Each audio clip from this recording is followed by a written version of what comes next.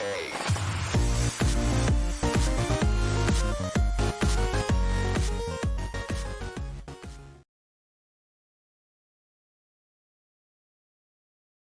right, what is up, guys and gals? This is Brandoncoin back with another beautiful day in the neighborhood. It is May 28th, 2019, and we got some news coming your way today. AMD's Navi GPU is coming to PCs this July as the Radeon RX 5700 series.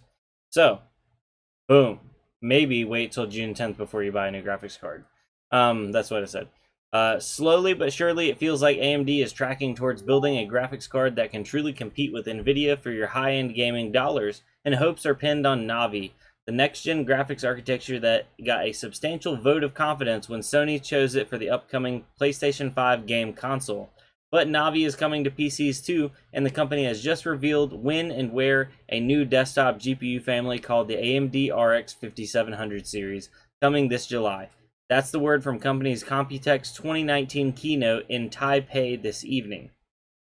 Introducing the world's first Navi gaming GPU family based on the all-new RDNA gaming architecture, the AMD Radeon RX 5700 series.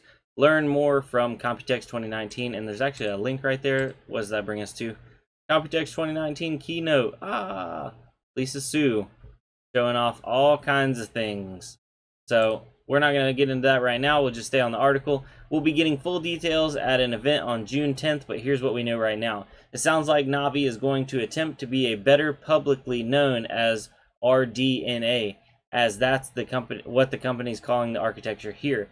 AMD says the new architecture can provide up to 1.25% performance per clock and 1.5% performance per watt compared to the previous graphics core Next GCN architecture. That's powered its previous Polaris and Vega GPUs, which is vague but sounds pretty good. The Radeon RX 5700 series will have GDDR6 memory and support PCIe 4.0. It's unclear if either of these will make a big difference, but the newer versions are always nice. During the event, the company showed one of the RX 5700 series GPUs beating an Nvidia RX 2070 by 10% in a single game, Strange Brigade, which really doesn't tell us much since we don't know which RX 5700 GPU was used, nor how the family performs on average across all other software titles.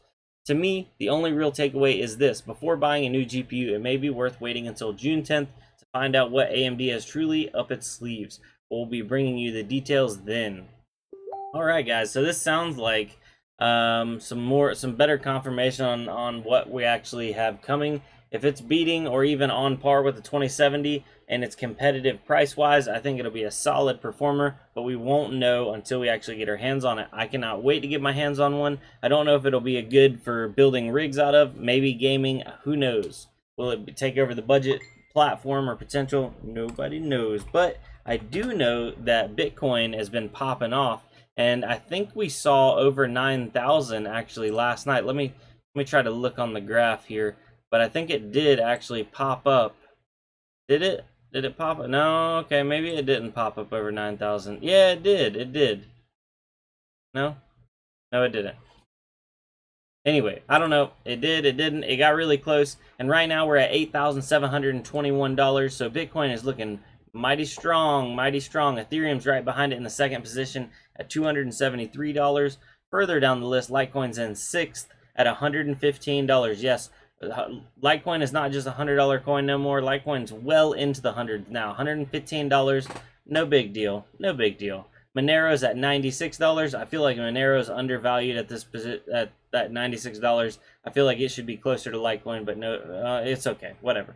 Ethereum Classic also, I feel like it's a little low for the market, but if Bitcoin can find some stableness, you know, if it can, that's a word, yeah.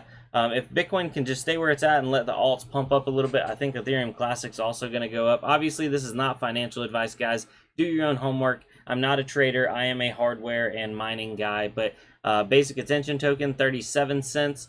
Further down the list we go. We run into Bitcoin Diamond and Ravencoin sticking together at the 44th and 45th position. Bitcoin Diamond at $1.07, Ravencoin at 5.4. Feeling a little stagnant right there on those two guys. We go on further down though. What else do we run into? Walton Chain, 74th position, 228, nice little bump there. On down, Aeon 97th position at 19 cents. It fell out of that 20 cent category and needs to come back on up. And Zcoin at 103rd, it lost a little ground too at $7.47. So, ladies and gentlemen, thank you all for tuning in. Hopefully, we'll have some new news and also information to go over. But some people were asking me, what am I currently running right now since I'm packed up most of my stuff? Well, if we look at my farm right now, I have a 6-card 1066 gig rig on, and then I have my Octominer test rig, which is a couple 1080s, 1070, 1070 Ti, and also a 1050 Ti right there. So looking really low on the amount of graphics cards that are running at the moment, but I hope to get everything back up and going as soon as possible because cards are making some good rates. Hopefully we'll be back to doing the daily spreadsheet of all the different graphics cards when I can, when I have everything back up and running. I do know that just by sliding it over here, Kudo Miner was telling me that my 1660 GTX 1660 non-TI 6 gig model was doing 59 cents a day. So I don't know if that helps you or not, but there it is. Yeah. And with that being said, guys, I want to thank everybody for coming out tonight. We'll be back 10 p.m. Eastern Standard Time, Monday through Friday, whether we're live or pre-recorded like this video is. So have a good night. I'll catch you on Discord if you get on later on. And yeah, adios.